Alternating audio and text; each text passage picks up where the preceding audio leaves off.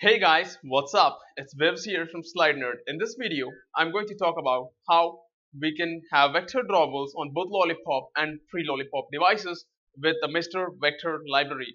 Now you can consider this library to be some kind of VectorDrawableCompat.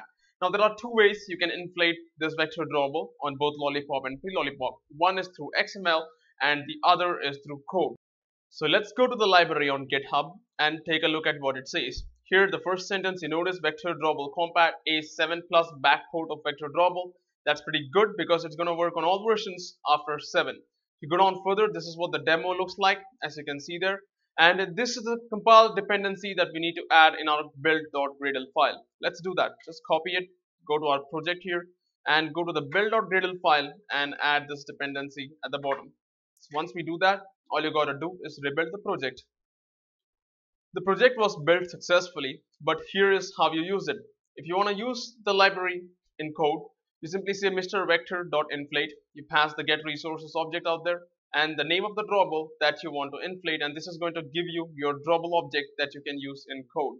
And the problem with this library currently is that you have to duplicate every attribute 2 times.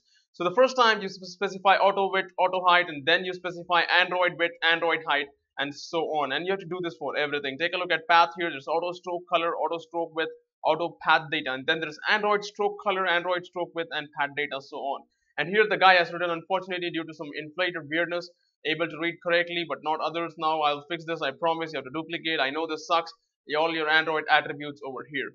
And it also says you must put your auto attributes before your Android attributes. Notice that as well. If you go down further, this is how you inflate an XML. You simply say @drawable/VectorDrawable, and that is going to do it. But you have to make sure that you register your MrVector in your application or activity like this by saying MrVector.register and put the name of all the drawables here that you want to inflate in XML.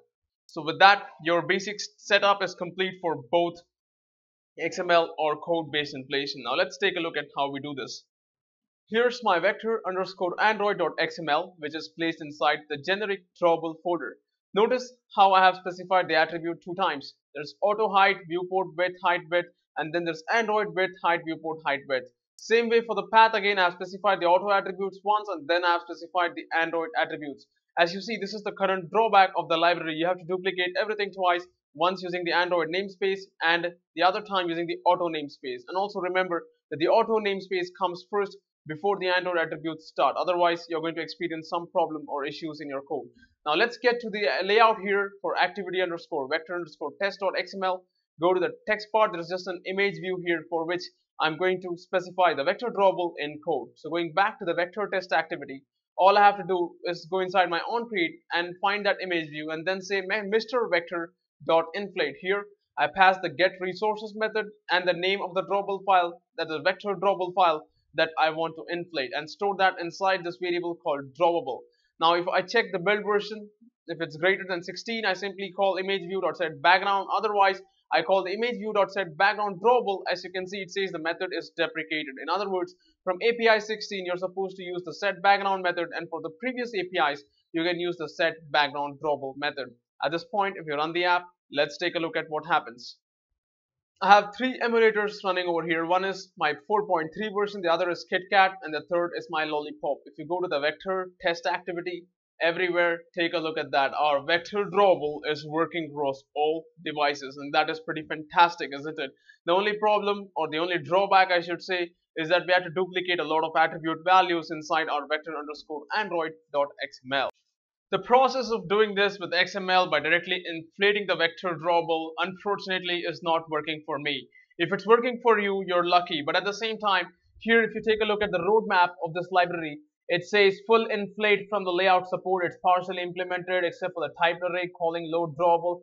In my case, the XML drawable is simply crashing. I even tried opening an issue on their library and told them that I'm experiencing such a crash and this is my code. And the guy basically says, have you checked your manifest file? Did you include the custom application class that has been declared? Now you know very well that I have included the application with the Android name equals .myApplication, which obviously wouldn't be the case.